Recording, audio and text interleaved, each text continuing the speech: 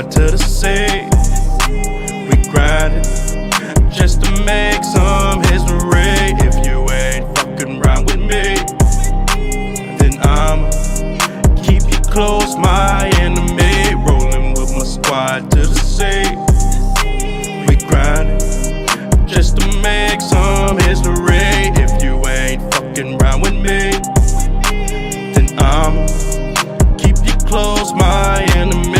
If you ain't fucking around with a nigga like me, then don't come around when the nigga get his green. If you fuck me over, then I turn into the Reaper G. Got me fucked up, have you 6 feet in the sea. I'm sitting so obstructed by this nigga's audacity. They blatantly gossiping about me up in the streets. I'ma fuck around and turn this town into an autocracy. Kneel on down and crown me now, cause I am your majesty. My enemy got a meeting at 3 to see if he is trying to overthrow me. If he is, well fuck that nigga, gotta take him out and take over the streets. If you with the squad, then you fucking around, then you gotta be here through the bad times. If you switching up, you done fucked up, cause now your ass finna see my bad side. I'm rolling with my squad to the sea. We grindin' just to make some history. If you ain't fucking round with me, then I'ma keep you close, my enemy. Rolling with my squad to the sea. We grindin' just to make some history. If you ain't fucking round with me, then I'ma keep you close, my enemy. If you my enemy, don't you pretend to me that you a kin to me, you ain't my bro. Went from them 10 G's playing my strings like a symphony. Paxer Houdini is gone. Draped in that FFB, I got the recipe. Stand up for some even if I'm alone. Woke up to commas, I'ma put some in the safe and the 30% I'ma blow. Catch a flight, turn up in the suite. Next Miami Beach, I got gasoline. Straight Supreme on that 93. Just to say the least, I've been on the big and better things. Keep the fake loves, fake hugs, and all them frenemies. Niggas stole from me, tried to take my hoes from me, really took my dough from me. Fuck niggas got close to me, I was down and they was ghosts to me. Posted stories when they roll with me. You want the life that go with it. Niggas turn snake, I'm a gorilla. I'm rolling with my squad to the sea. We grindin' just to make some history. If you ain't fucking round with me, then I'ma keep you close, my enemy. Rolling with my squad to the sea. We grindin' just to make some history. If you ain't fucking round with me, then I'ma keep you close, my enemy. My enemy, my enemy, my enemy need to stay close to me.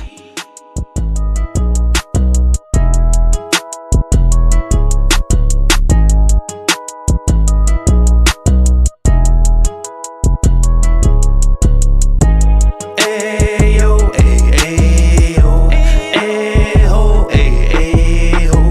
Tryna get my money right, just listen to my songs. I'm gonna be a movie star on your radio. Ayo, ayo, ayo, ayo. I'm tryna get my shot, I'm aiming for the stars. Sleeping on me now, I won't know just who you are. I'm sitting while I'm thinking of what you thinking on what you heard. I'm striving while I'm fighting to achieve my fucking goals. I'm so obsessed with the quest that it is so absurd. I hope I don't end up in the back of a hearse. I'm focused. Let me just say this chord is bothering the ever-living mess out of me. I'm trying to make sure, because it's bothering me to hell. I'm going to just say, Lord have mercy. What's going on, every mother-loving body? This is Eric Lloyd in the building here today. And what we need to understand is come to the question of why Stacey Abrams lost the election, the gubernatorial election, once again. And before we move into that, we have to define who Stacey Abrams is. And even before we get that off, let's take a look at Georgia voters going out and casting their vote. Now, I'm sure y'all like, why the fuck is you finna show me something that I really don't need to see? Well, I don't know, guys. But I do know it's in my best interest to go ahead and show this clip so that we at least acknowledge that people's votes count and that there's people out here that are doing it.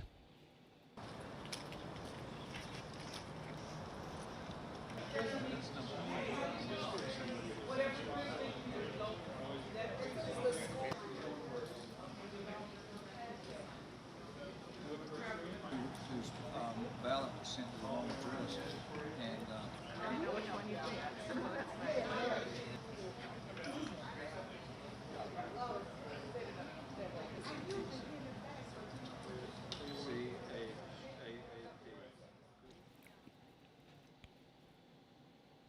Those people let their voices be heard. Those people had a right to complain about how things are because they expressed how they felt by going to the polls and voting, which is what all politicians be begging us to do, is go and vote at the polls. This is what our ancestors have done have fought for us to have this freedom to put our voice out there. And in a sense, a lot of us feel like we don't have voices. So there's also people who are fighting to suppress the vote. Hence why Stacey Abrams means so much to the black community, because she was giving us a voice, a platform. Hey, use the voters box as your voice. And that will determine whether or not, what you want as far as how this country should be ran. So without further ado, let's move on to who Stacey Abrams is. Stacey Abrams, born December 9th, 1973, is an American politician, lawyer, voters' rights activist, and author who served in the Georgia's House of Representatives from 2007 to 2017. That's 10 years. Serving as a minority leader from 2011 to 2017. Now, she's a member of the Democratic Party. Abrams founded the Fair Fight Action, an organization to address voter suppression, in 2018. And this is why she's so loved, because of her fight for, fighting against voter suppression. Her effects have been widely credited with boosting voter turnout in Georgia, including the 2020 presidential election when Joe Biden narrowly won the state, and in Georgia's 2021 regularly scheduled and special U.S. Senate elections, which gave Democrats control of the Senate. Now, I don't know if you guys remember that before, but the Democrats got control of the Senate during the midterms before the election when President Trump was still in power.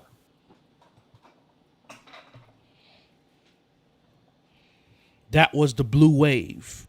Now, we're going to cover what the red wave is and how that had an effect on our actual politics. But there was a such thing as the blue wave. And the blue wave is what put the House of Representatives and the Senate in power during the midterms. It was really the Senate for the midterms, and then the presidency and the House actually, ended up being more Democrat, which is terrible on Democrats because they didn't do a goddamn thing. But anyway, as I continue on, it gave Senate the control, right? Abrams was the Democratic nominee in 2018, Georgia's gubernatorial election, becoming the first African-American female majority party gubernatorial nominee in the United States. She lost the election to the Republican candidate Brian Kemp, but refused to concede, accusing Kemp of engaging in voter suppression as the Georgia Secretary of State. Now, this was a hot topic, okay, because there was Kemp running as governor, but refused to recuse himself or step down from the person that is in charge of the voting. I guess the Secretary of State of Georgia, which means he overseen and was in control of his election that he was already in. And that's why Stacey Abrams labeled him as using voter suppression. Now, Kemp took it an extra step forward as the governor putting laws in place making it more difficult for African American people or people of minorities to vote. By putting a time restriction, by making it illegal for people to walk up and give water to people, like, making it difficult for blacks to just not come out and vote because Georgia turned blue during the presidential election, which hasn't happened since Jimmy Carter, a Georgia's own, a guy that was born and raised in Georgia, who became the president of the United States. That was the last time Georgia had turned blue. And that's all thanks to Stacey Abrams. Now, let's take a look at Stacey Abrams as a youngin'. Young Stacey Abrams fighting for people's rights, fighting for people's voices. Jobs, justice, peace. This is a theme that we've been hearing today over and over again. This is a theme that came out in 1963 when Athol Randolph, a trade unionist, came forth to call for a march on Washington, asking for an end to Jim Crow laws, equal access to public education, and civil rights legislation that would change the face of a nation. Today we come before you, walking on the road to jobs, the road to peace, the road to justice, paved with the blood, the sweat, the tears of labor movement people from around the nation. And today, I come to you as a young person, as a young woman, as a young black woman, to ask you to use us, use the young people of the United States of America to pave a road that will last forever, pave a road that will let us become the foot soldiers, let us not have to do this again for our children. We ask you to let us come forth with you, not behind you, not in front of you, but together on that road to jobs, justice, and peace.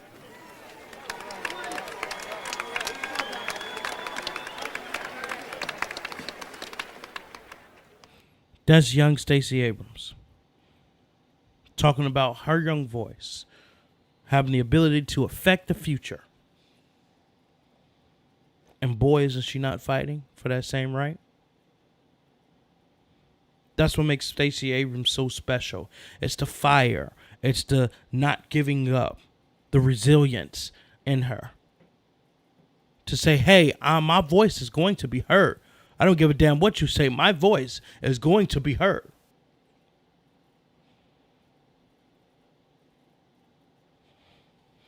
Let's also move into the conversation with Stacey Abrams.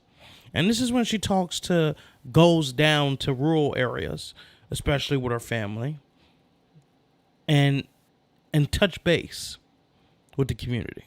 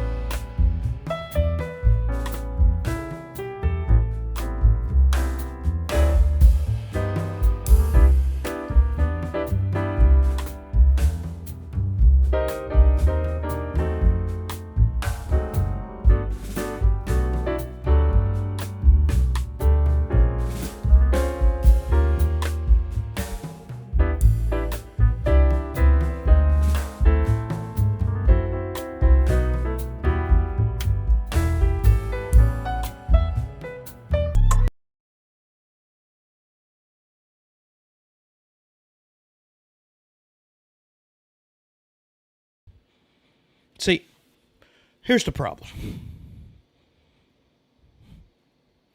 Black men have trouble getting up and going out and voting on their own, let alone voting for a woman. Now, I'm not saying that black men have a problem with voting for a woman, but it's the simple act of getting up and voting that a lot of hood niggas have trouble doing. Oh, my vote don't count. That's the number one thing. Well, hey, my vote ain't gonna matter. My vote don't count. And the main people who say my vote don't count are the main ones who vote don't actually count. Especially if they don't go out and use their rights.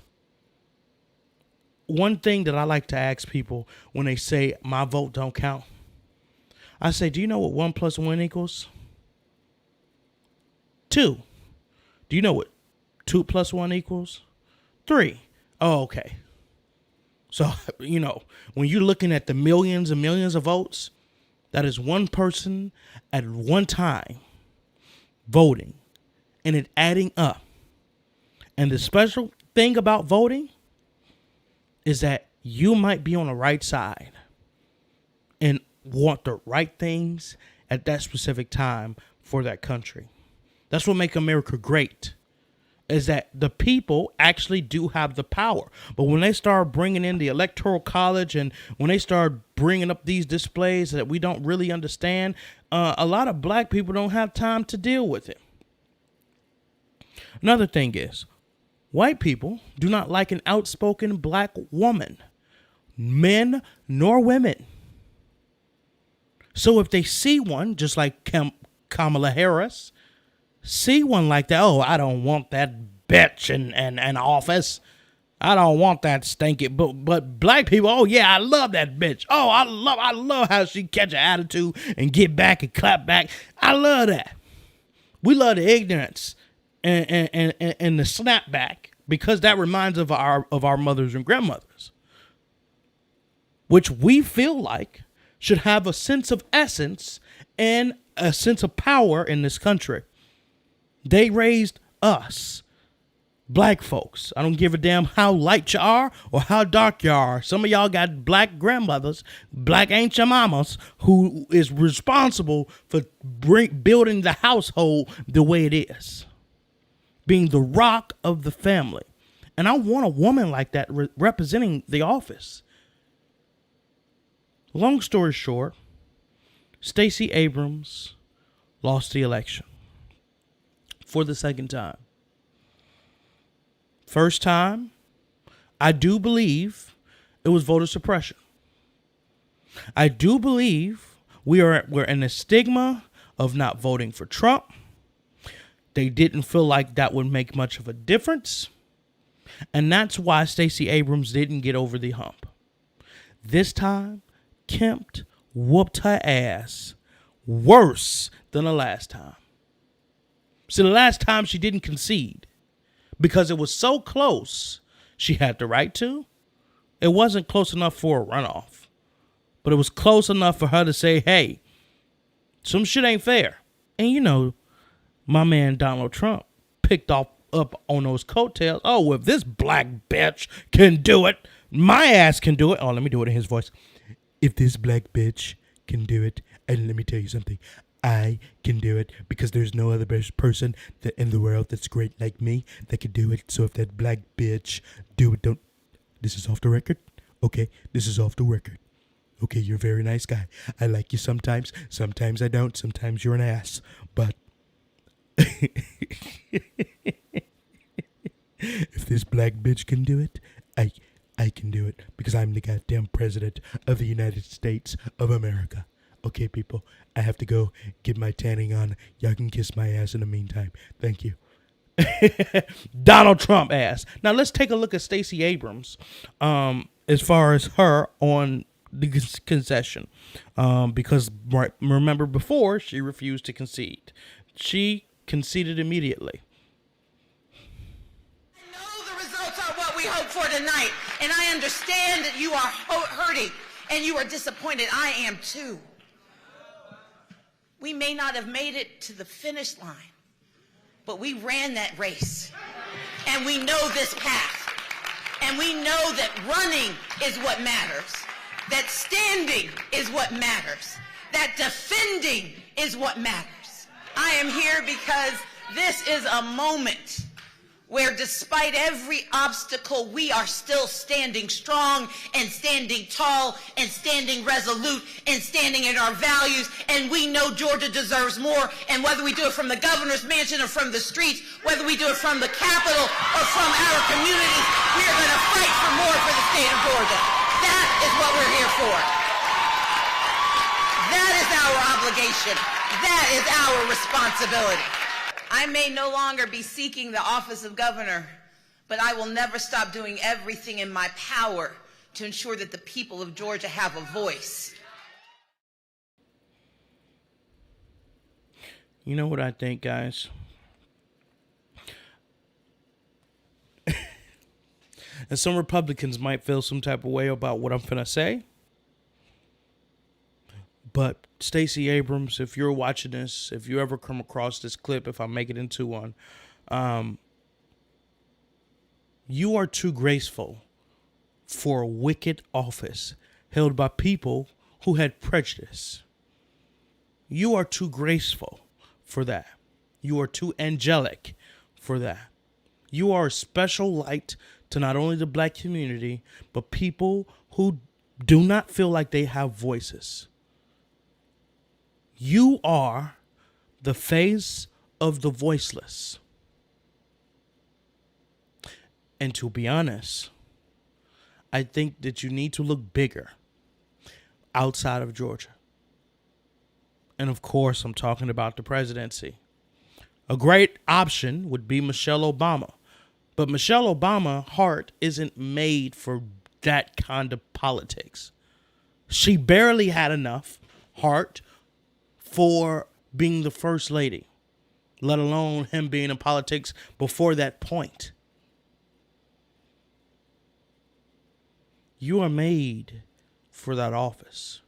And I do feel like when the time is right, you need to be the next front runner for the Democratic Party. You need to be. There's no question about it. There's no mistaking it. It's ready for you. And the sad part is, with Joe sleepy ass Biden rerunning, which we're going to cover too, it's going to push Democrats and the great Democratic leaders that we have not seen yet on a national major scale. Outside of you're well known, especially by Republican people who can't stand your ass. But you will do a hell of a job, and you will have my vote no matter who the hell is running. You can guarantee that. Please consider throwing your hat in a race in the future. Maybe in the next 8 years, or who knows, 6 years, or maybe in the next 6 years, you could consider doing that as a Democratic president. Because I'm telling you, whatever the hell his name, Biden is not winning re-election. I don't give a damn. He might as well sit his ass down and let you go ahead and get ready to run again, okay? Because Ron DeSantis is for real, and he finna eat some ass. We're gonna talk about, because he ate clean ass in Florida, okay? Now let's take a look at the Georgia Senate race. This here is a hot topic because we have hot air and you got cold air. And whenever the cold air come over here, then you got bad air. And you got Reverend Raphael Warnock. In the name of Jesus, wow, can I get an amen? I said amen. Hush it, baby, because I'm getting ready to feel the spirit of Raphael Warnock, okay? This is who you got here. You got a Heisman football player possibly suffering from CTE, okay? And he had already said he brain dead, so we already know what he hitting on over there. And you got a goddamn pastor, Raphael Warnock, wearing the doctor glasses and all, amen? Okay, looking like he getting ready to pay off your mother-loving taxes, amen? Okay? Lord, look at this retarded radio-looking fool over here and Walker. Lord have mercy. Lord, he's suffering. Lord have mercy, he's suffering. Somebody put him out of his misery. Amen. Somebody been goddamn waxing Reverend Warnock's head, because that shit's about shiny as a motherfucker. Lord have mercy. Amen. I'm sorry. I didn't have to. My head about shining in the mouth. I'm finna be on Raphael Warnock hairstyle sooner than later, motherfucker. Oh, Lord have mercy. So let's take a look at how these mother lovers talk, okay? Raphael Warnock on the Warnoff. Let's take a look. I came really to ask you one question. Are you ready to do this one more time? Let's get it done. Now, you have to admit that I did warn y'all that we might be spending Thanksgiving together. And here we are.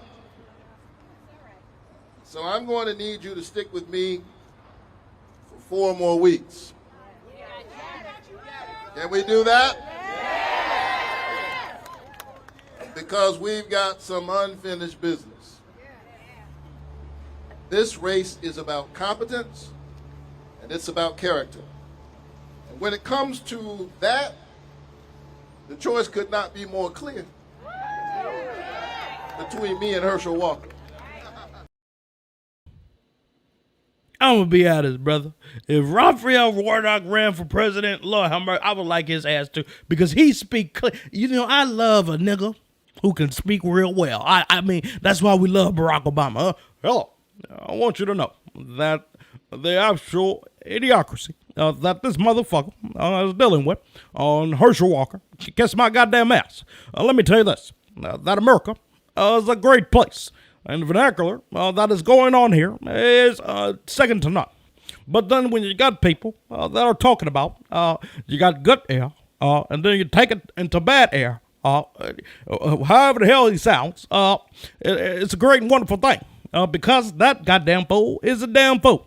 And I want to say that Sasha and Malia's beautiful daughters, and how somehow Barack Obama started to talk about Sasha and Malia randomly. And Sasha and Malia are great daughters. I just tell them, you know, Bobo is over there, goddamn eating up everything. And then I have the Secret Service coming here, goddamn busting in every time I'm busting my wife. Goddamn. Now I did skip a part, I think. Hopefully I ain't ruining the show. I think I didn't really give a full explanation on Stacey Abrams. While I'm fucking around having a lot of fun, I'm wasting a lot of time. I didn't just skip parts and shit. So Stacey Abrams, the reason why she lost this time is simply because she had her chance. The best time for Stacey Abrams to win was the first time. But because of whatever happened, black people weren't motivated to get outside the house. Then you had the war on fake news and this thing that was going on with Donald Trump. And now, after people have seen her, seen how Democrats go,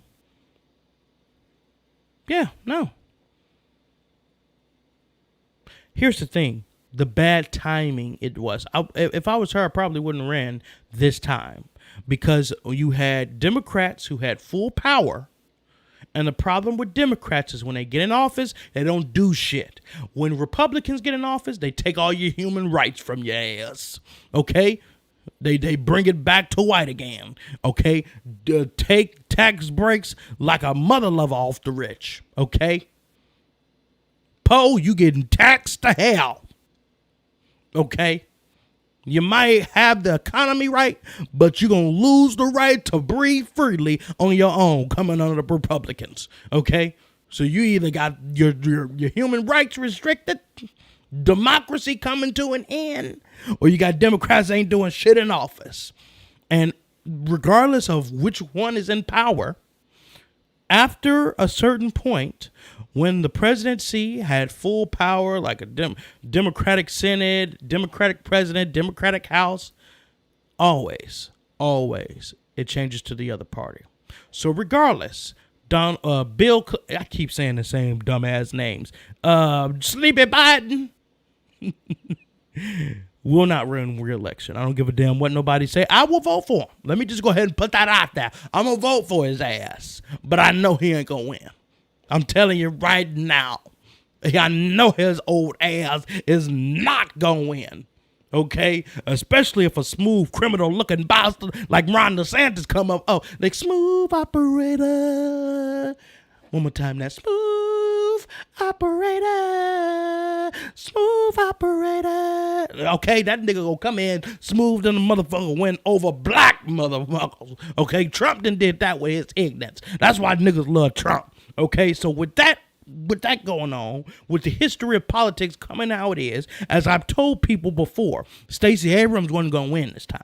Because of how politics is running, because the Democrats had their motherfucking chance to do something, now they finna try to do it all in these last 2 years to keep Biden in power. The problem is, we sick of that bullshit, okay? We want you niggas to get it right the whole damn time. Okay? Not when it's time for re-election for your stupid ass to be elected back in power. And I don't know what the hell. See, the thing that saved Barack Obama's presidency was killing Osama bin Laden. Well, I don't know what the hell. We ain't got that kind of one-person enemies no more. Okay, we didn't kill them all. So Biden, I don't know what the hell you're going to do unless you can bring gas prices down to 50 cents again, like it was back in the day, bitch. I don't know what the hell to tell you. Okay, if you can reverse inflation, which, brother, just by the looks of it, you still in office is running that bitch up to hell. Where the hell is Trump politics on economics when you need it? Okay, we don't need the president, the face of Donald Trump, but if we could have his economic plans and structure so we could be all right with this bullshit. We didn't went to a whole full ass trade war with China and didn't miss a motherfucking step. Okay, and Russia and these motherfuckers going to war and we just collapsed. What the hell? Anyway, anyways, let's take a look. Now that I've explained that part of the video, for those of you who only wanted that answer, goodbye. Let's get to more of what's going on. Now, you heard Warnock. Okay, I already covered that part. Let's check out Herschel bitch-ass Walker and him talking about air. But since we don't control the air, our good air decided to float over to China, bad air. So when China gets our good air, their bad air gotta move. So it moves over to our good air space. And now we gotta clean that back up. Well, they messing ours up.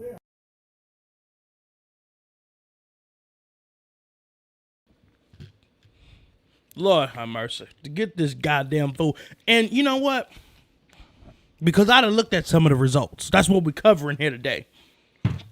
Oh, damn near 2 million people then voted for this goddamn fool. What the?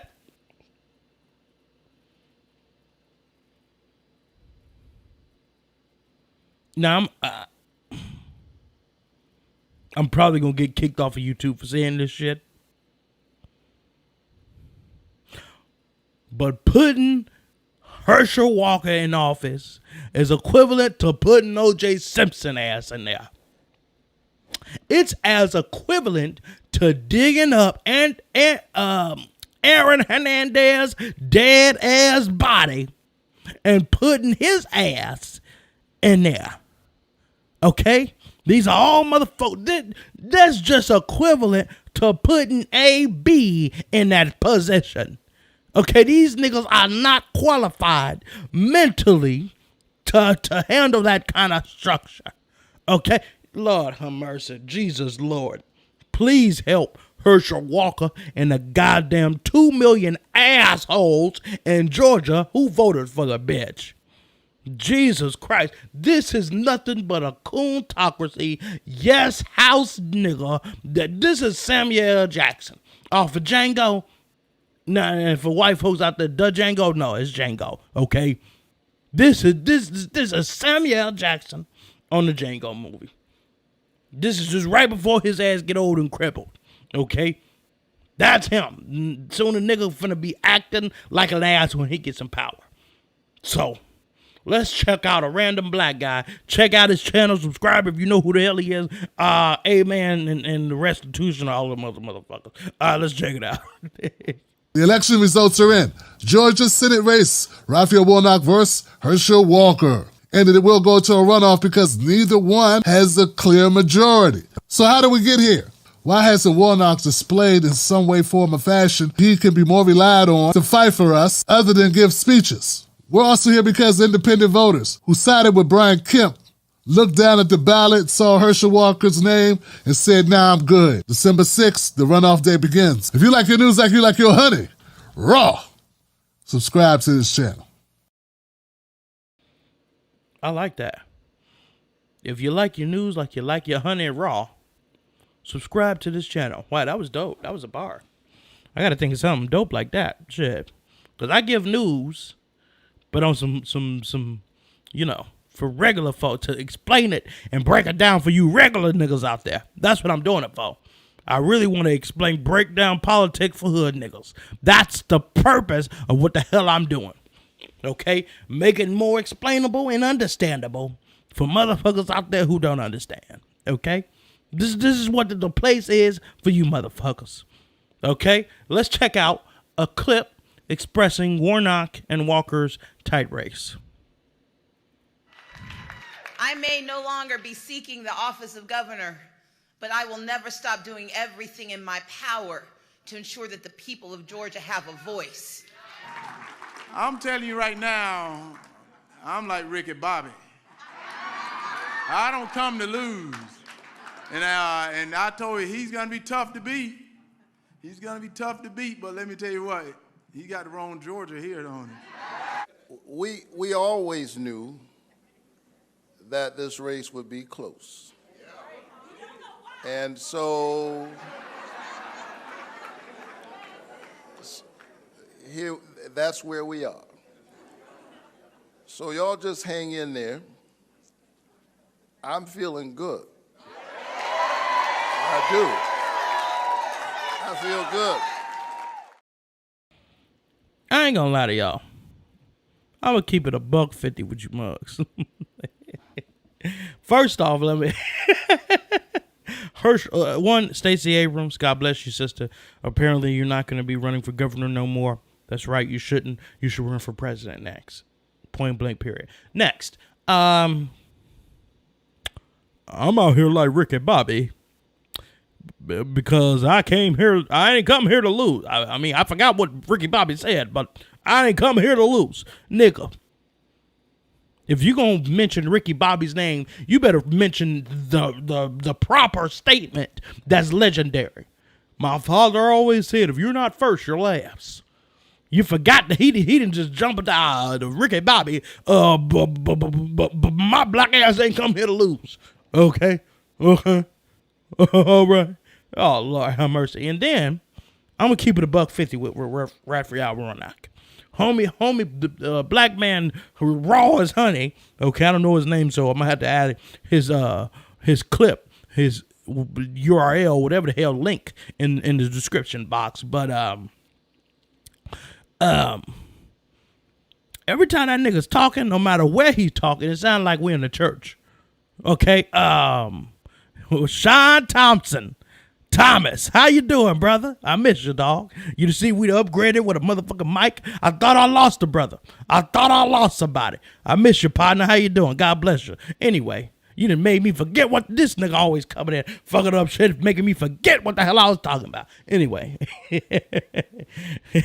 how you doing? How you doing? God bless you, brother. Shit. Anyway. Every time Raphael Warnock black ass get to talking, I feel like we in church. This nigga, so I'm tired, y'all. And you know what? I feel good. Don't you feel good? Amen. All right. Now, what I want you to know is that we're going to win this thing. Okay? In the name of Jesus. Amen. Oh, hell no. Hell no. The audio quality, I'm going to be honest with you, Sean. I can't tell the audio quality. I can't tell. I be listening to it. I'm like, okay. I hear a mic. I can tell when when I hear that kind of shit in the background, I can tell, hey, that's a mic there. So I don't know. Maybe I'm just old fashioned. Okay. And I don't give a damn what I'm hearing, but this is just for you. And what's crazy is I always had this mic. That's what's crazy. So let's go forward, and expressing to Georgians, thank you, brother. Let's go to as far as how the runoff will work. Let's dig a little bit deeper into how a runoff would work here in Georgia. In a runoff, only the top 2 candidates are on the ballot. So in this case, it would be Senator Raphael Warnock and Herschel Walker. Voters will have to go back to the polls in 4 weeks to cast their ballots. Anyone who is registered to vote can participate in a runoff election. Now, one thing that I am notoriously known for, now maybe not really, but let's set the record here. I early vote every motherfucking time. I ain't got time to be waiting in line at the last minute, procrastinate. That's one thing I don't do when it comes down to voting. I did it a couple of times, then waited in line for 2 to 4, 5,000 hours. I'm not finna keep doing that. So the one thing this raggedy bastard didn't express on the newscast was that you can do early voting. It's just a week outside of voting. So my black ass will be early voting to make sure I get Herschel Walker the hell up out of here, okay? And speaking of hell up out of here, let's take a look at these two fools talking to each other in a debate. Candidate comes from the church, the other a legend on the gridiron. A high-stakes debate between Georgia Senator Raphael Warnock and Republican challenger Herschel Walker is underway right now in Savannah. He said he would not have voted for the Inflation Reduction Act, and I think he should tell the people of Georgia why he thinks they should have expensive insulin and why the pharmaceutical companies should be able to charge us whatever they like. Well, first of all, may I respond? I believe in reducing insulin, but at the same time, you got to eat right, because he may not know, and I know many people that's on insulin, and unless you have eating right, insulin is doing you no good. The race got intense following reports the retired NFL star paid for an abortion in 2009 and then fathered a son with the same woman in 2011. Walker denies the reports and accused the woman of lying. Warnock, who's a reverend, is being criticized over his voting record. Both parties are trying to win a majority in the Senate, which is split 50-50. That race making national headlines. And right now, our political expert and host of The Issue Is, Alex Michelson. He is taking part in a post-debate roundtable on live. Bitch, I'm not asking you for all that talking. I just wanted to show these niggas debating, okay? And Raphael, brother, you should have came harder at that nigga. I seen the debates. Your ass didn't come harder at that dumb bastard. You should have challenged his integrity, challenged his mind. Okay, you should have did something. And speaking of niggas who have lost, they nappy-headed mind, Sean Thomas. This is how me and you met, okay? This nigga right here endorsed him, and I'm not surprised because two buffoons make a hell of a team, okay? Kanye West has endorsed Georgia Republican Senate candidate Herschel Walker, and in a sense, it's really a match made in heaven. The guy who doesn't understand any political issue, Herschel Walker. But since we don't control the air, our good air decided to float over to China, bad air. Is being endorsed by Kanye West, who seems to ignore reality on just about every political issue. This is our president. He has to be the freshest, the flyest planes, the best factories. Herschel Walker might win. If you vote in Georgia, understand that this is not fun and games. The polling has shifted significantly in favor of Herschel Walker, who doesn't make sense on any issue, is a liar, is dishonest, is not a good person. Please vote. If you're voting in Georgia, no matter where you're voting, please vote. But very, very, very important, Georgia voters should vote. Wow. Now, Sean Thomas then blew me the fuck away. Because this nigga said, I ain't gonna lie, I don't know how to feel about Kanye West right now. And you know what? With your black ass, you should be ashamed of yourself. Because when the nigga was wearing White Lives Matter, okay, it ain't nobody that gave a goddamn. Okay, they like, go ahead, Kanye West. But since this nigga started talking crazy about the Jewish folks, oh, Lord, hell no. The nigga lost all his deal. I tried to work. Nigga, please get your shit together. These Kardashians are finna get your ass up out of here. And sure enough, Sure enough, this nigga done crossed the line. Okay? All right? This nigga done crossed the line. And yes, I do agree with you, Sean Thomas. He's one of the greatest artists of all time outside of, what's that nigga name? Michael Joseph Jackson, which I'm the second, just in case y'all niggas didn't know.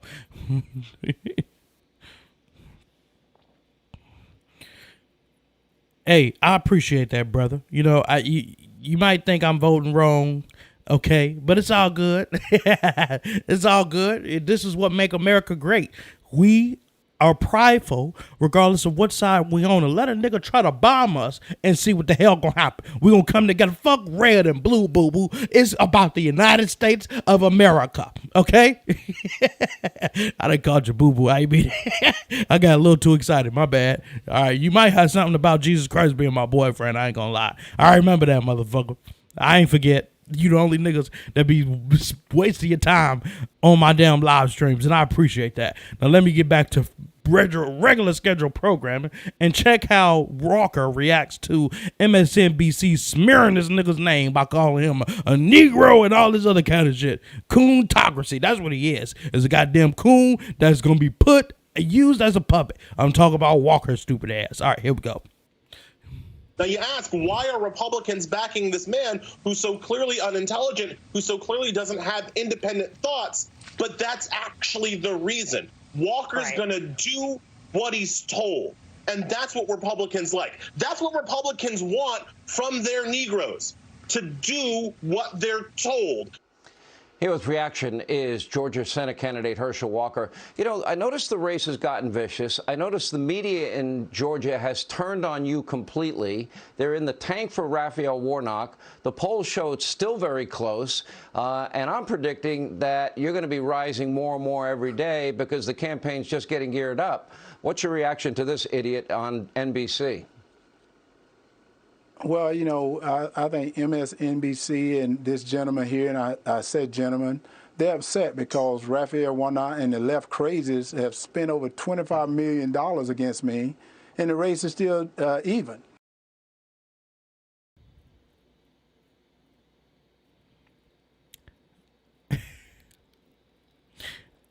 Maybe Herschel Walker is what the Democratic Party needs. Because you have a pristine-ass pastor who ain't doing a goddamn, just like Biden ass, not doing a goddamn, besides sleeping. Okay? Once again, I just said I'm going to vote for the nigga again. While I'm talking shit, I'm just expressing my frustrations with the current president. Okay? And goddamn it, I might decide to vote for Ron DeSantis. I don't know. But I'm telling you what, a Trump motherfucking ass try to run again. From the looks of this midterm, and speaking of the midterms, let's go ahead and flash this bitch. Speaking of the midterms, shows that this ain't Trump country no more. This Ron DeSantis country. Okay? There was a red wave, but the shit wasn't all around the world as we expected. Based on how things are, we're going to cover that, how the tides change as far as, you know, Republicans and Democrats being in power once the presidency and so forth. So let's check. Yeah, Ron DeSantis, that bastard. Lord, I don't even know nothing about that ugly motherfucker besides the fact that he looked like a potential pedophile that's on a sexual molesters list. Okay? I ain't going to vote red, goddammit, nigga. Hell. I don't know what the hell I'm going to do, but shit. The least I could do is not take my black ass and vote. And then again, that's against my morals too, because my ancestors fought for my right to use my voice. So I might waste my vote for a nigga I don't want and vote for Bill Clinton again. Look at that. All right, here we go. Let's move into Fox making predictions on the red wave. I can't stand Fox. Funky, stanky, racist as asses. All right, let's take a look at how these bastards ended up being wrong. And if you niggas didn't learn anything about the 2016 election, these motherfuckers learned about it this time. So did you hear the news? There was no red wave last night. While this is a pretty surprising development to most people, including us here at the desk, just imagine being a viewer of Fox News today after weeks of being promised one. Be an analyst for a second. Does it feel like a red wave? It feels like a red wave, Brian. You know, your predictions of a red wave are accurate. Somebody made a surfboard, said the red wave is coming. Red wave rising. That red wave that I'm convinced is coming. The reports I'm seeing show a big red wave coming. Sleepy Joe just guaranteed a red wave in Pennsylvania. We think we're going to have a big red wave in Michigan. Wow. Democrats are bracing for the worst case scenario, a red tsunami. We are officially on a red tsunami watch. Sean, we're going to see a red tsunami. Red tsunami grows. And lastly, your prediction for tonight. I think we're going to have a red wave. I think it's going to be maybe bigger than anyone thought. What happened to the red wave, Congresswoman? Now, let's talk about that, right? And I'm glad you said that, because now I know that you with the black community. Hey, man. He said if we have a second black president, it will be good for the black community.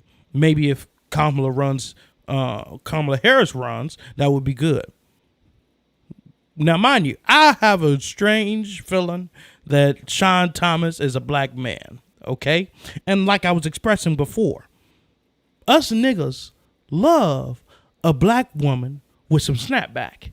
We love a woman with some snapback. That reminds us of our mothers and our goddamn grandmothers. So it's not surprising that this brother would be in support of Kamala Harris. Here's the problem, though. Old, slow, sleepy ass Biden is talking about rerunning again, which we're going to cover. Okay, which I think is in the Democrats' best interest for this old nigga to sit his ass down, let a black person, a Democrat front runner come up and resurface that's young and proven, okay? Because this nigga is, with him being running again, Ron DeSantis for sure is going to be president. But let me put something else up here for you. Because of Joe Biden, let's say Joe Biden pulls and decides to not run again. And then we have to where we have to find a Democratic front runner, which Kamala Harris probably would do so. Okay. If we were to do that, I still see Kamala Harris, Kamala, whoever the hell, Harris, vice president, first black woman in power. Anyway, okay, she would still lose Ron DeSantis because of fucking Joe Biden fucking it up for the Democrats this time. So we're going to need another 4 to 8 years until another motherfucking Democrat president could ever be considered. Okay, so it's over with. All right. Considering what the Dems did to the gas prices, totally expecting people to go red, but they didn't. They will, though. They will. Trust me. I know politics very well. They will. This was just Democrats getting out, voting, trying to fight against the red wave. It went from a red wave to a red tsunami to a red drizzle. Okay? Real motherfucking quick. Okay? But they will. It's coming during the presidency. I guarantee you. White folks, let me tell you something. I don't trust white people at the vote. I don't give a damn if it's racist or not. Okay? I don't trust white folks at the office. Okay? Because I just, after that Hillary Clinton situation, that was a white woman. Oh, I thought she had it against Donald Trump. But hell to the no. All these motherfuckers said, I'm voting for Donald Hillbilly as Trump to make America white again. That's what the hell he was talking about. While we're electing so old, people so old that they would die naturally in office. You know, I don't know. The reason why Joe Biden bitch ass ran is because this was the day he was finna die. And he had dreams of becoming the president and being a vice president as far as Barack Obama's bitch wasn't good enough. Okay? So that was, and the reason why we voted his old ass in, because us voting Joe Biden in, it was equivalent to us voting, what's that nigga name? John McCain. And the reason John McCain didn't win the first time, because they didn't want no nigga in office. Let me be clear. The reason why they voted John McCain, they didn't vote that nigga in because he was finna possibly die in office. Clearly. Okay? So that's why the hell they did. And the reason why we did Biden is because we was trying to get the hell away from Trump. That's why that happened. Okay, that's why I'm saying this old nigga need to sit his ass down. You're a president now, sir. We can never take that away from you, Joe Biden. Take your sleepy ass down. Sit your raggedy ass down and let a front runner come up. It's smooth faster than hell, because we need somebody else besides you, because you're going to lose regardless. You're going to lose regardless. Unless we get another smooth nigga like Barack Obama to come the fuck up out of nowhere. And he came from the cracks of our asses because I don't know where the hell they got this nigga from. Because most niggas got some baggage. That nigga had no baggage, okay? And I think it was a half white in him, amen? All right, let's move on to the Democrats being worried about the midterm elections. Now, Politico is highlighting the growing panic. Democrats debate themselves, why do we suck? I ask myself that question sometimes. That's really a good question, though. Even former top spin artist Jen Psaki is worried about what could be coming. People are fearful about where the momentum is going in some of these races. Yes, there are very encouraging signs like the record early vote numbers, but numbers in some of the House races are not where they should be. I think it's a reflection of the fact that Democrats are kind of worried about where this is going right now, and it's felt worse over the last week or so. So it's no wonder the Democrats are banking on Barack Obama to bail him out in the end. He's in battleground Georgia and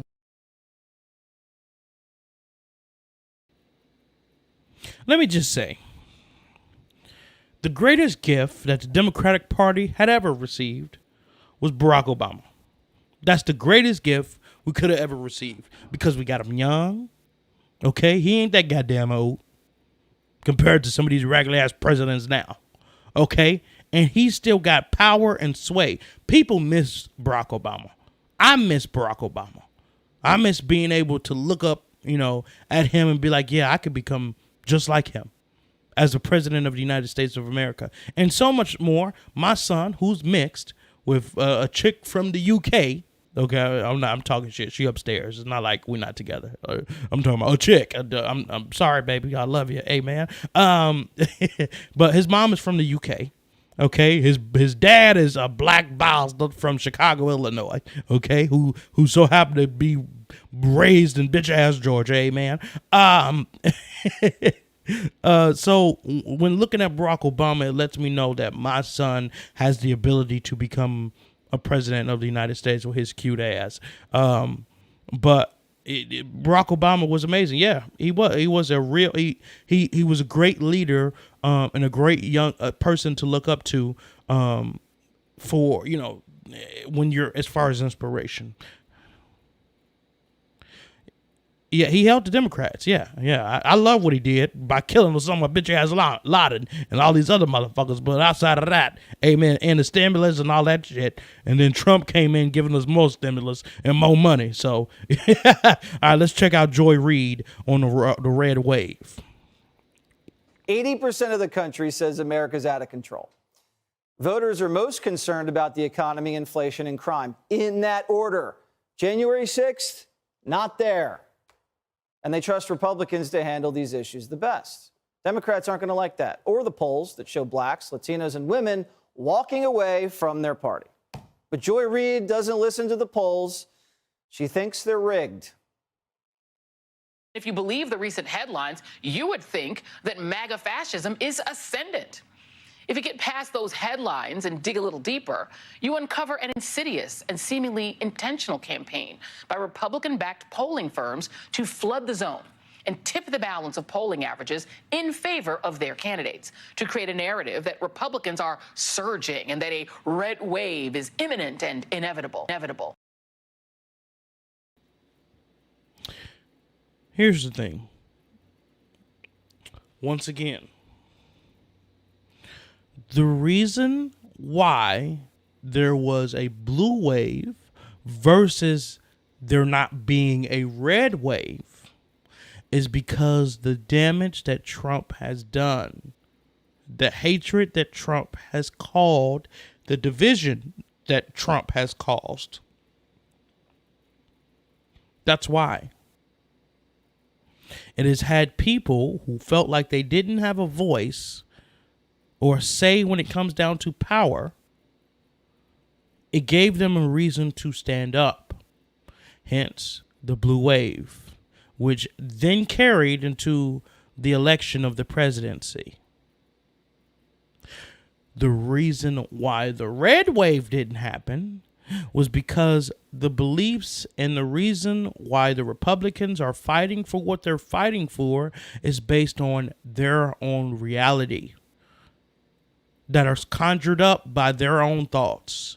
Oh, the election was rigged. Oh, this and this and that. Oh, we're going to kill people and storm the Capitol. But we're just doing it because we mad because we lost. Versus people actually being oppressed. You damn right, Sean Thomas. He divided the Republicans. Period. All of them niggas. He divided them, and that's why it's coming to affect them in this midterms now. Because the Republicans are so divided, some Republicans don't know what to do and are clearly walking away from the Republican Party. As this guy just tried to say, blacks are walking away from the Democratic Party. So are Republicans and whites or whoever continuously votes for Republicans.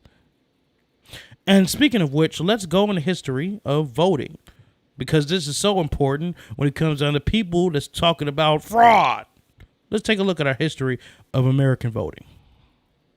Now to a history lesson of sorts. Our voting process is an important part of our democracy, but it hasn't always worked the same way. Sharon Coe explains how voting has changed over the years. The U.S. elections have come a long way in nearly 2.5 centuries. It's hard to visualize the Electoral College, initially made up of 10 states with only 69 electors total, now nearly 8 times as large, with 538 electors across 50 states. Here's how it worked. Each elector received 2 votes. The person with the majority of votes became president, and the person with the second most became vice president. And forget about political parties and massive campaigns. President George Washington was summoned to serve. Think of it as one big write-in ballot. If people saw you as a leader, you were granted the position. It was no contest in 1789. The Electoral College unanimously voted for President Washington. Vice President John Adams received 34 of the other votes. Perhaps the biggest difference between then and now, the public did not get to vote. As late as 1816, citizens of 9 states were not able to cast a ballot, and it wasn't until November 4th, 1845, that the U.S. held its first uniform election day, meaning all states voted on the same day. Still, not all U.S. citizens were given the right to vote until 1965, when the Voting Rights Act was passed. That was just 55 years ago. The legislation ensured all men and women aged 21 and older, regardless of race, religion, or education, the right to vote without discrimination. A tradition continued today where every citizen of the United States over the age of 18 has the privilege to cast a ballot. Perhaps one of the many reasons it's so important to make your voice heard in 2020. That's it in 2020, nigga. It's 2022. So that shit's old. But anyway, so the Electoral College means your vote counts. Okay? A lot of people, well, I don't understand it. There's no point in me. My vote don't count. It does. It does. The point is, your vote counts if you're in a county that believes in one person more than the other. And then that specific area will count as a red or blue color. Then it adds up as far as the state. And the most votes out of that state would create that point for that person. So let's say if Donald Trump got the least amount of votes, which he did, Joe Biden had the most amount of votes in Georgia, those points went towards Joe Biden. Even though Trump people voted in Georgia, those votes didn't count as far as the presidency. Now, there is a total vote count, which doesn't really amount to anything besides, oh, you got the most votes, which Democrats tend to do because once you get into New York and you get in places like California that has religiously voted for Democrats, yeah, the Democrats will always get the majority vote, not unless you're Reagan or somebody. But outside of that, your vote counts. It just depends on your state. If you vote for that person, if you're in a Democratic or Republican, if you're a Democrat and somewhere like Alabama, your vote won't count. Or Florida, your vote will count. So just take that in consideration. It does, but it doesn't. Okay, and that's why it's important to vote for the midterms, which is what we're covering, because the midterms sets the foundation for all of that.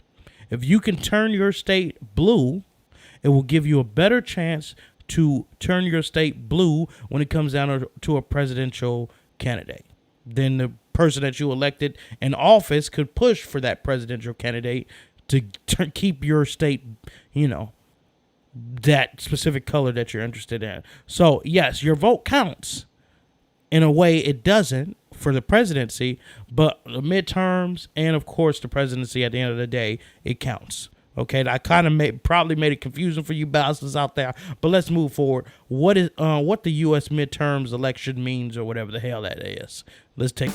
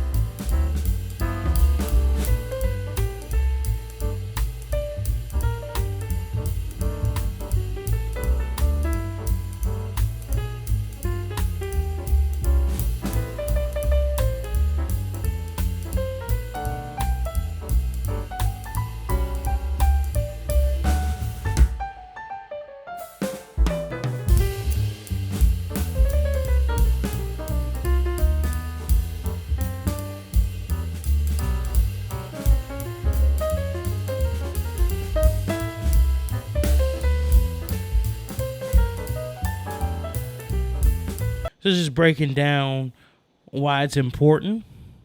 And it's kind of the sense of what I was just expressing. So it's important because it gives your specific party overall power, regardless of who the president is. If you get your party over the Senate and over the House, you will have more control as a party than whoever is representing a party in the presidential office. Now, what to expect from the midterms. Let's take a look. Joe Biden's hoping the Democrats can pick up seats in both the House and Senate in Tuesday's election. History says they probably won't. Look at the last 7 presidents. Almost all of their parties lost seats in midterm elections, and some of those losses were significant. Democrats had hoped they could run the issue of abortion rights following a controversial Supreme Court decision. But surveys show that inflation is a bigger issue for voters, and President Biden is getting a lot of the blame for it. In the House, all 435 seats are being contested.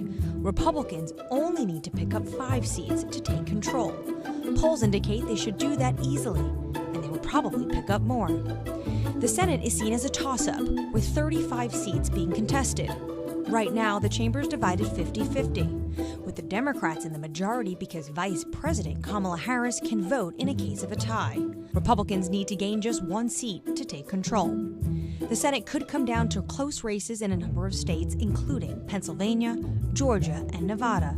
It's possible we won't know who will win for a number of days. Anne-Marie Hordern, Bloomberg, Washington. Now, I did have photos of the states to look after. I decided not to add them in here because I'm sure some videos are going to show. But basically, the top places that will help Democrats is Nevada and Georgia. And from the looks of it, Nevada is leaning red and has went red in the past. So I'm only going to go with what the history have showed. Okay? And last year, to be exact, or during the 2020 elections, a Democrat was over the Senate as far as Georgia, and I feel like it's going to come down to Georgia at the end of the day. So just be aware that Georgia is going to be a hot state, and for all you lazy bastards out there, get your ass up and get ready for the damn runoff election and vote for Raphael, Warnock, the pastor, to keep Herschel Walker, dumbass, from being in power. Now, let's take a look at why the midterms elections is is, I don't know what I can't read what the hell it says, but let's just take a look at the next clip. Shit. Midterms are a time where voters can register how they're feeling about everything, and especially how they're feeling about the current administration and the party in power. And this election will determine which party controls Congress, and that has a huge impact for President Biden's agenda. All 435 seats in the House are up, and Republicans only need to gain 5 to win back control of the House. On the Senate side, it's a 50-50 split. Kamala Harris has that tie-breaking vote, but there are 4 key states to watch to see whether Republicans can gain enough seats to take control: Nevada, Arizona, Pennsylvania, and Georgia. But midterms aren't just about control of Congress. There are 36 governor's races going on this cycle, as well as lots and lots of state legislative races as well. And all of those local races are really important and often affect your day-to-day life. That's why the midterm elections are so important, because they affect our day-to-day life, because the party that is in power will be the ones running shit, literally. Now, let's look at Americans voting in the 2020 midterm election.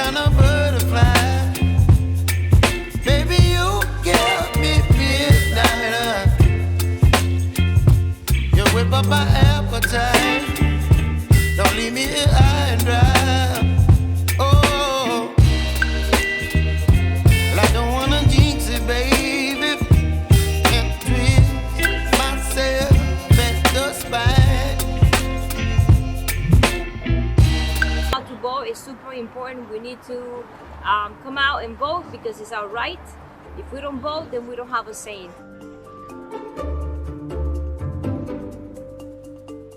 You hear that? If you don't have a vote, you don't have a mother-loving say. Now, when it comes down to these elections, it won't be clear who's the winner is immediately, which we have experienced because that election went and came, and still we're not sure who holds 100% of the power. Oh, good morning. Happy Election Day. And what's the warning? Polls open in 40 states. Well, the warning is the outcome. We simply might not know it tonight or even, frankly, this week. Here's White House Press Secretary Karine Jean-Pierre. All the winners of elections for a few days. It takes time to count all legitimate ballots in a legal and orderly manner. That's how this is supposed to work. It will be extremely contentious in the battlegrounds like Pennsylvania and Wisconsin because they delay counting the mail-in ballots until the in-person polls close later this evening. So they're not starting until 8 or 9 o'clock tonight. So these are marathon counting sessions. And the president will address the nation tomorrow, it's expected, on what happens today. And that's the dumbest shit in the world because we as Americans want to know immediately. So why the hell would you delay? We are in, it's 2022, finna be 2023. We dreamed of being at this point. All of us. And now we're here. There's no damn reason why we should be still using these old-ass tactics. Let's get our shit together, get our voting together, so that we can get these answers the same damn night. If you want to do mail-in ballots, it would make the perfect sense to count them bitches early. Oh my God, y'all so dumb. God damn, America can kiss my ass sometimes. Shit. Now let's check out 3 ways this election could go. God damn. I made a video about how the midterm elections for Congress are going to end, and these are the 3 possible outcomes. 1, 2, 3. This is number one. This is Democrats keeping both houses of Congress. It's the status quo. It's already let them pass a lot of things, including big deal climate legislation. If they get more time with this arrangement, Democrats will probably try to pass a national right to abortion, universal pre-K, a labor rights act, but the party in power usually loses seats in Congress during a midterm election. This is scenario number 2, Republicans taking the House of Representatives. It's not enough for them to pass their agenda. For that, you need all 3, but it is enough to block legislation, especially the kind that the government needs to pass in order to stay open or to keep the financial system stable.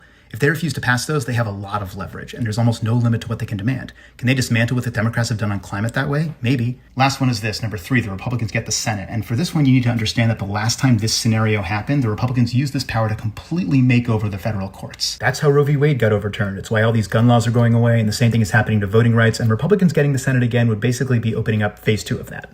So yeah, pick which one of those you want. Vote.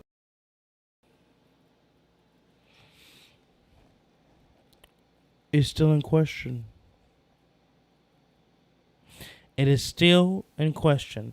I have hope to believe that the House of Representatives would be taken over by the Republicans, and the Senate will still be that 50-51 split. 51 being Kamala Harris. So let's check out news and headlines when it comes down to the midterms. Republican hopes for a red wave have dampened as the midterm election results come in. However, they're in position to take control in the House and still have hopes for winning the Senate. Florida Republican Governor Ron DeSantis defeated Democrat Charlie Crist and won a second term Tuesday, bolstering his status as a potential presidential candidate in 2024. Democratic challenger Stacey Abrams conceded to Georgia Governor Brian Kemp on Tuesday in the rematch of their 2018 race. Former White House Press Secretary Sarah Huckabee Sanders was elected as Arkansas's first female governor last night.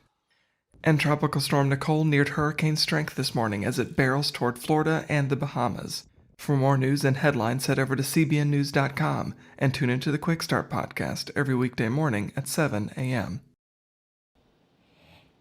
Oh, I couldn't stand that stinky bitch. Oh, Huckabee bitch. Oh, Lord, I couldn't stand that stinky bastard. And now she's a person over, oh, Lord, over Arkansas. Tell this bitch to go to hell to bed. This bitch a lie and make excuses and pull it completely from her ass. You can't trust hoes like that. And you done made this bitch a senator. Oh, Lord. Oh, Lord. Now let's take a look at how Trump regulated. Now, mind you, this bitch probably is fit for that kind of office and fit to be a politician, because making excuses for Trump raggedy ass and his bullshit, oh, Lord, she was a woman for the job until her stinking ass quit. Now let's take a look at the factors that Trump played in this midterms. How much of this is based on it suddenly became a Trump versus Biden race all over again? And is that a factor here? I think there is a Trump factor here. You're going to hear a lot on the so-called mainstream media outlets that it was a bad night for Trump. Look, if you look at the endorsement record up and down the board for Trump, I mean, it's no contest. He won like 90% of the races or so that the folks that he endorsed. But some big ones he did lose, like Dr. Oz in Pennsylvania, also up in New Hampshire, the Senate race there. Maggie Hassan, the Democrat, beat Don Bolduc, someone that Donald Trump did endorse. He had questioned the results of the 2020 election. Then he dialed that back, but it was a little bit too little too late. So there is some validity to that. But it's going to be interesting to watch. Look, this is Donald Trump's party, whether or not the Republicans that don't like that like it or not. And that's kind of where that is. And no one's going to stop that. And Trump's not going to have anybody stop him. So all the people that Trump was going for lost. Or are losing currently as well. Which is not good if you're hoping for Trump to run for re-election. It ain't gonna go down. Okay, now let me just tell y'all niggas something. If Trump somehow gets past Ron DeSantis, which I do not see happening, then Joe Biden will get reelected. That's the only way. That is the only way for Joe Biden to stay the president. But if Ron DeSantis' smooth criminal ass smooth operating ass becomes the front runner from the Republican Party, oh, Ron DeSantis is for sure our next president. I don't give a damn how many niggas get up and vote. I don't give a damn none of that. Because these secret shopping, switching ass people, and I'm talking about some of them white folks out there that don't, hey, some of y'all, we don't know who the hell you're voting for. You say, oh, Black Power, Black Lives Matter, and in the same breath vote for the most racist nigga of all. Okay? I don't know when it comes down to you motherfuckers. I don't know. And that's what I'm concerned about. Ron DeSantis, especially some of you black bastards that don't know where the hell you should be going. Okay? Some of y'all niggas, oh, I'm Tata. I don't know what white supremacy is because I am a successful black man and I have a stick up my ass because I don't know any better. I can't stand niggas like that. That act like they ain't never struggled and know what it's like to be black and misfortunate to the world, okay? I can't stand ignorant Carlton ass niggas like the Banks off of Fresh Prince ass niggas like that. I can't stand it. Have some decency, struggle a little bit. It'll build character, I'm telling you. And let's talk about the failed red wave. The expected red wave failed to crest. In the Senate, Republican J.D. Vance keeping a hotly contested seat in Republican hands, defeating Democrat Tim Ryan. In the battleground state of Pennsylvania, Lieutenant Governor John Fetterman is projected to win the Senate race over Dr. Mehmet Oz, a Democrat flip. In Nevada, Republican Adam Laxalt has inched into a slim lead over Catherine Cortez Masto, a potential gain for the Republicans. Meanwhile, in Georgia, Democrat incumbent Raphael Warnock and Republican Herschel Walker are neck and neck. That election could go to a December runoff. The governor's mansion in Georgia staying red. Republican Governor Brian Kemp beating Democrat Stacey Abrams in a tough-fought rematch. In New York, Governor Kathy Hochul escaping a late-breaking surge in the governor's race from GOP candidate Lee Zeldin. While in Florida, Republican Governor Ron DeSantis crushing Democratic opponent Charlie Crist. I'm telling you, that bastard gonna fuck around and be our next president. I'm telling you, because the way he crushed that motherfucker, oh no. Florida is for sure going red next time. You can bet your bottom dollar ass it's going red next time. Joe Biden ain't got a chance in hell in Florida, so you might as well not stop. Now let's take a look at Joe sleepy ass Biden talking about the lack of a red wave. When this nigga is lucky as hell it didn't go the other way. While you're gloating, nigga, you need to thank God that it didn't be as bad as you motherfucking expected it. It was a good day, I think, for democracy. And I think it was a good day for America. Excuse me, I'm a little hoarse. Our democracy has been tested in recent years, but with their votes, the American people have spoken and proven once again that democracy is who we are. The states across the country saw a record voter turnout, and the heart and soul of our democracy, the voters, the poll workers, the election officials, they did their job and they fulfilled their duty, and apparently without much interference at all, without any interference, it looks like. And that's a testament, I think, to the American people. While we don't know all the results yet, at least I don't know them all yet, here's what we do know. While the press and the pundits are predicting a giant red wave, it didn't happen. And I know you were somewhat miffed by my obsessive optimism, but I felt good during the whole process. I thought we were going to do fine. While any seat lost is painful, some good Democrats didn't win the last night. Democrats had a strong night. And we lost fewer seats in the House of Representatives than any Democratic president's first midterm election in the last 40 years.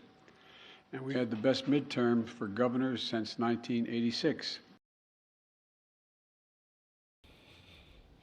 You know, Joe Biden has a way of gloating about shit that sounds like some reverence.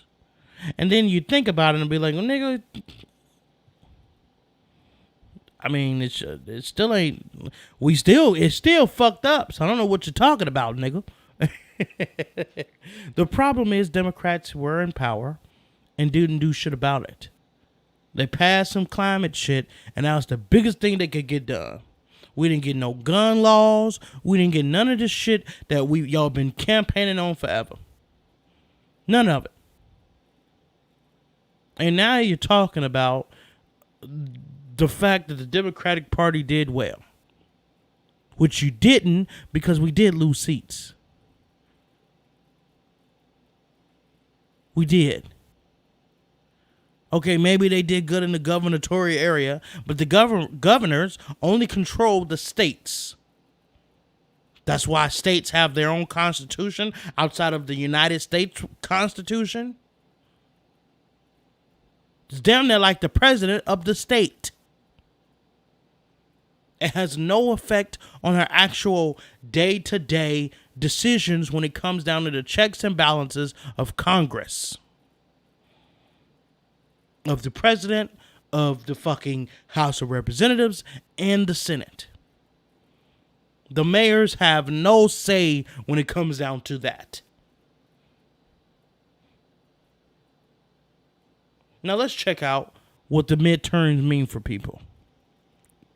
Republicans, not Democrats, are in fact looking for answers this morning about why they fell short of historical expectations in these midterms. So for more on that, let's bring in our chief election and campaign correspondent, Robert Costa. He joins us now. Bob, good morning to you. Gail and I have been trading articles here this morning. Right-leaning newspapers, the Wall Street Journal and the New York Post, coming out pretty strongly against the former president, Donald Trump, with losses in 2018, losses in 2020, and now losses in 2022. Is it time to move on? What are you hearing? That's exactly what's happening inside the Republican Party right now, and on the editorial page of the Wall Street Journal this morning. It's a reckoning about former President Trump and about where the Republican Party is going to go from here.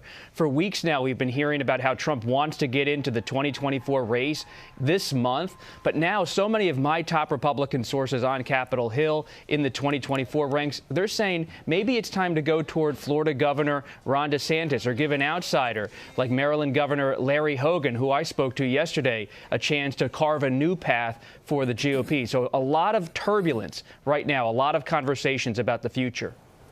I know, Bob, the headlines are pretty stunning. In the Wall Street Journal, Trump is the GOP's biggest loser. The New York Post, Trumpity-dumpity. And they're being very flattering about Ron DeSantis. So is he clearly now Trump's biggest opponent?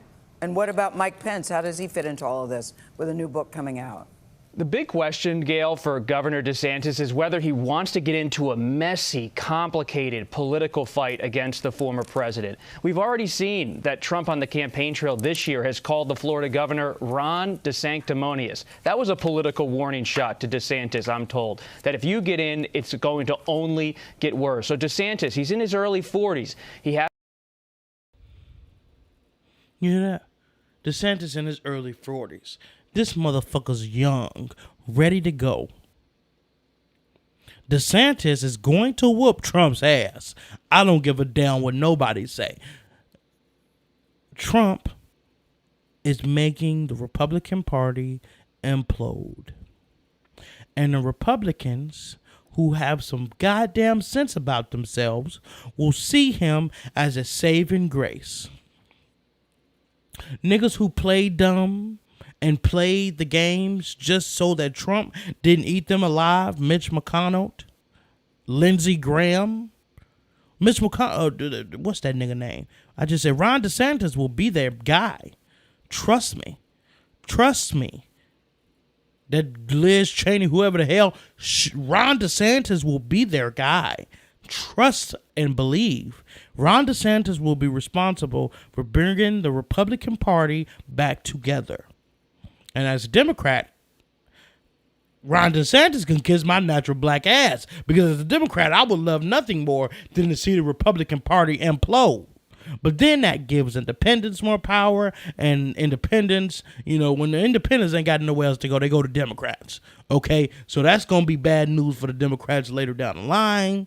Okay, so it's probably best for us to have the things the way they are, get Trump from the motherfucking politics, fucking shit up, and get Ron DeSantis up in there. But once again, Ron DeSantis is going to fuck around and be the next president of the United States of America. Regardless of whatever the hell Trump trying to do, nigga, your ass is out of office and potentially going to jail. And for those of you that haven't seen the live stream about Trump potentially going to jail, you need to check that bullshit out. Now, let's take a look at what Joe sleepy-ass Biden feels on re-election, when his drunk ass need to sit his ass down and let another front runner up like Stacey Abrams or that bitch Kamala Harris run for presidency. Amen. 2/3 of Americans in exit polls say that they don't think you should run for re-election. What is your message to them, and how does that factor into your final decision about whether or not to run for re-election? It doesn't. What's your message to them? To those 2/3 of Americans? Watch me. Our intention is to run again. That's been our intention, regardless of what the outcome of this election was. The fact that the Democratic Party outperformed anything anyone expected and did better than any off-year presidency since John Kennedy is one that gives everybody like, whew, sigh of relief that the mega Republicans are not taking over the government again, et cetera.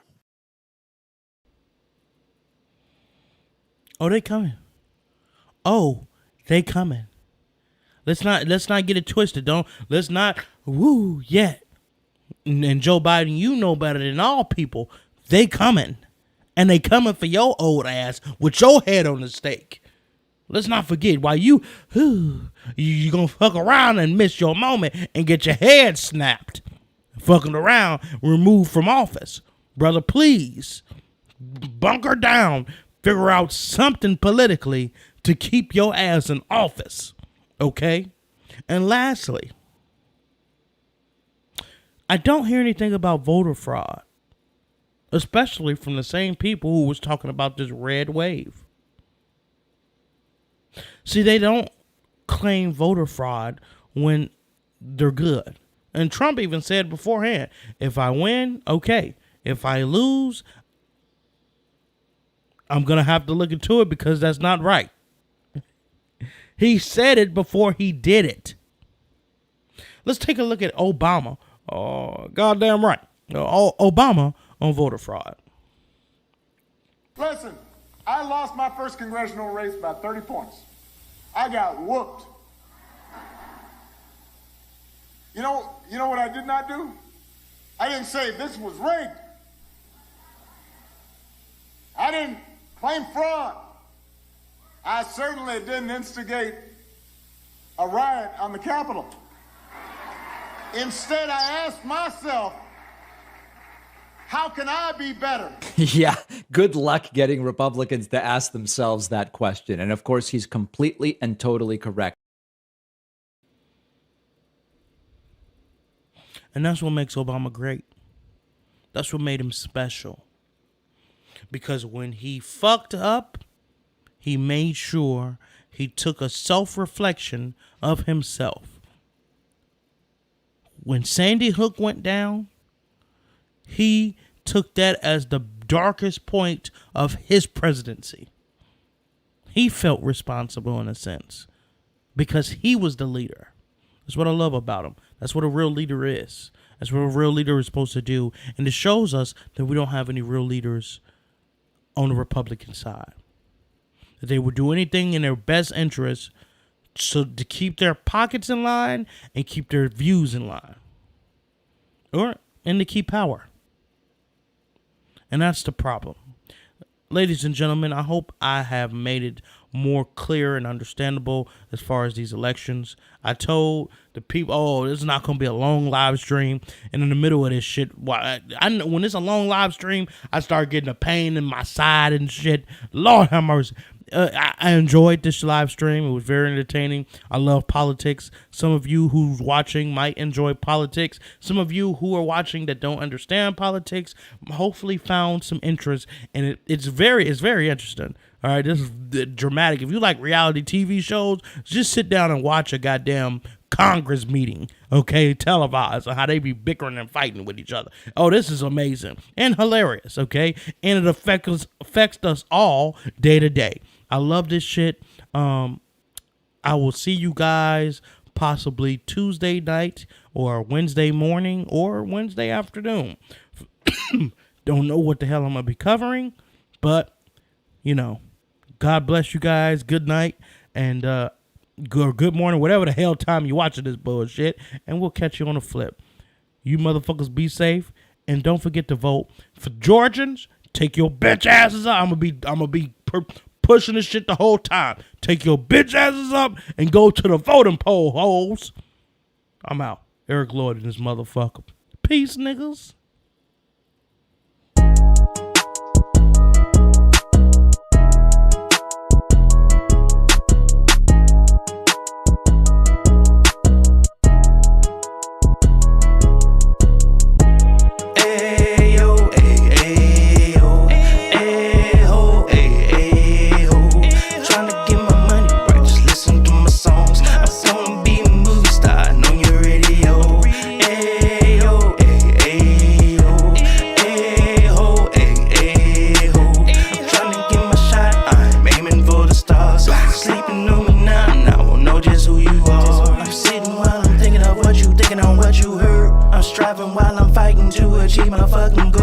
I'm so obsessed with the quest that it is so absurd. I hope I don't end up in the back of a hearse. I'm focused on my time that I had left on earth. I hope my mama never had to put me in the dirt. I'm contemplating getting a couple bitches.